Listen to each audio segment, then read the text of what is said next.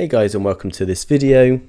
In this video I'm going to show you how to turn your Cash App into a business account. Okay, it is worth noting before you do change your personal account to a business account, you will be charged 2.75% on all payments that go into your Cash App.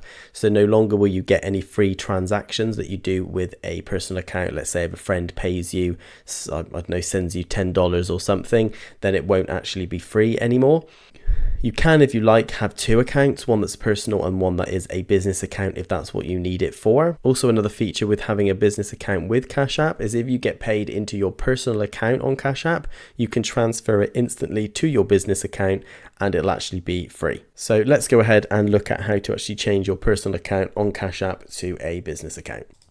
Okay, so the first thing we're going to want to do is go up to our profile icon in the top right hand corner.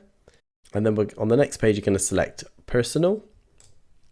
And then if we scroll down to the bottom, here you can see right at the bottom, switch to a business account. So if you select that, so here it will actually show you the benefits of switching to a business account.